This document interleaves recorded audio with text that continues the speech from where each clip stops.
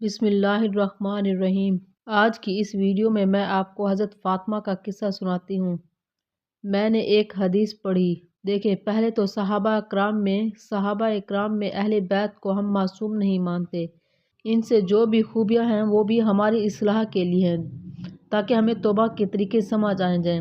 میری عزیز ماں بہنوں، میرے پیارے محمد مصطفیٰ صلی اللہ علیہ وسلم کی پیاری شہزادی سیدہ فاطمہ رضی اللہ تعالیٰ عنہ نبی پاک صلی اللہ علیہ وسلم کی بارگاہ میں آئی۔ رنگ اڑا ہوا تھا، آنکھیں روتے روتے تھکی ہوئی ہیں۔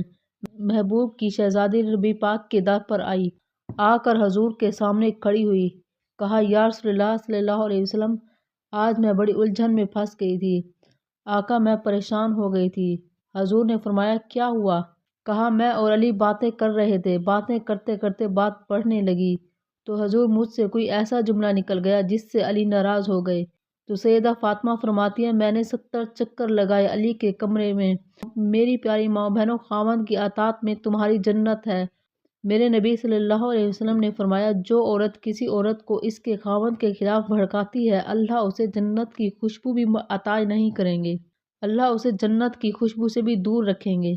حضرت فاطمہ فرماتی ہیں، میں نے 70 چکر لگائے، میں نے علی کو راضی کیا تو حضور علی راضی ہوئے، تو میں یہ خبر دینے آئی ہوں۔ تو میرے نبی نے فرمایا، فاطمہ، یہ وہ فاطمہ ہے جو جنتی عورتوں کی سردار ہے۔ یہ وہ فاطمہ ہے جن کا دوپٹہ اگر کبھی واضح ہو جائے تو سورج منہ چھپا کے نکل جائے۔ یہ وہ فاطمہ تھی کہ آج قیامت کے دن آواز آئے گی، نبیوں، ولیوں، غوثوں، ابدالوں، گردنیں جھکا لو، نظریں بند کر لو، محمد کی پیاری بیٹی فاطمہ کی سواری گزرنے والی ہے۔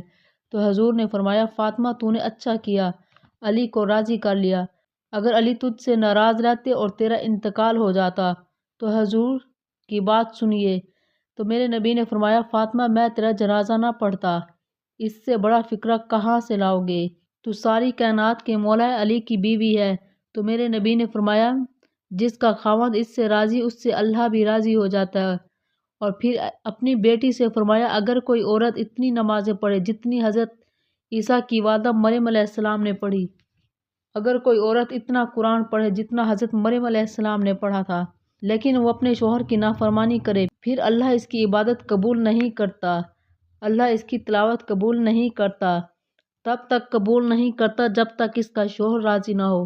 جس عورت کا شوہر اس سے راضی ہو جائے گا وہ بڑی خوش نصیب ہے۔